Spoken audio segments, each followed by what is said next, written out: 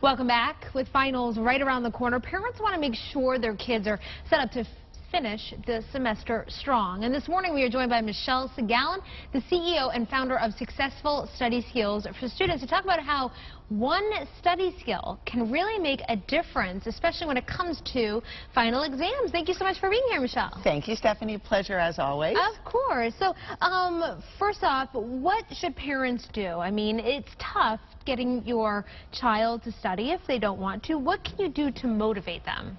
Well, that's an excellent point and a question. The end of the year is really in sight, so it's a perfect time to realign goals and academic expectations and personal goals as well.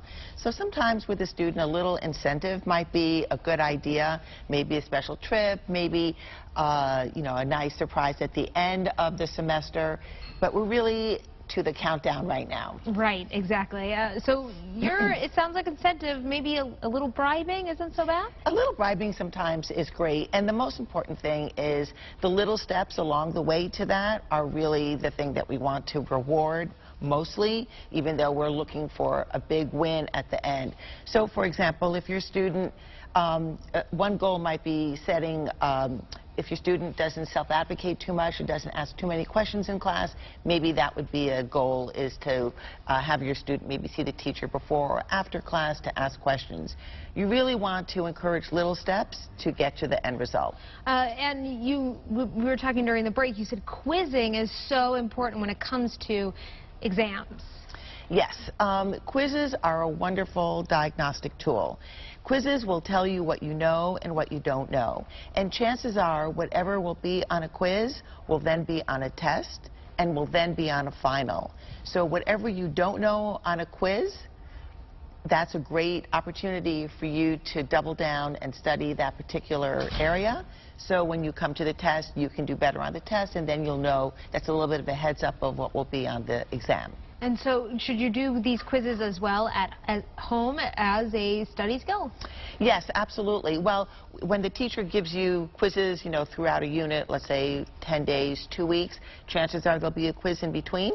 And that's also a diagnostic tool for the teacher to make sure that whatever they have taught the kids are getting. If everybody fails that quiz, then something is wrong with the teacher. If one or two kids don't do so well, then maybe it's up to the kids.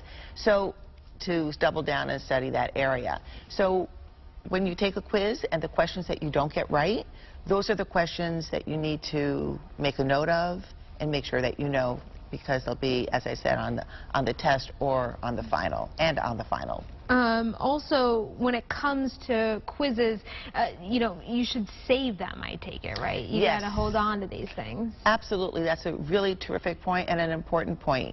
Many schools now do not give tests back to the students because they reuse the tests, but quizzes usually are given back to the students, and they make wonderful study guides. So if you take your quizzes and you use them as rewriting notes or making flashcards from them, you're going to be in a really strong position to do well on your final. I can't believe we're talking about finals. I feel like you were just here talking about the beginning of the school year. No, it's true. Oh my gosh. Michelle Segallen, thank you so much.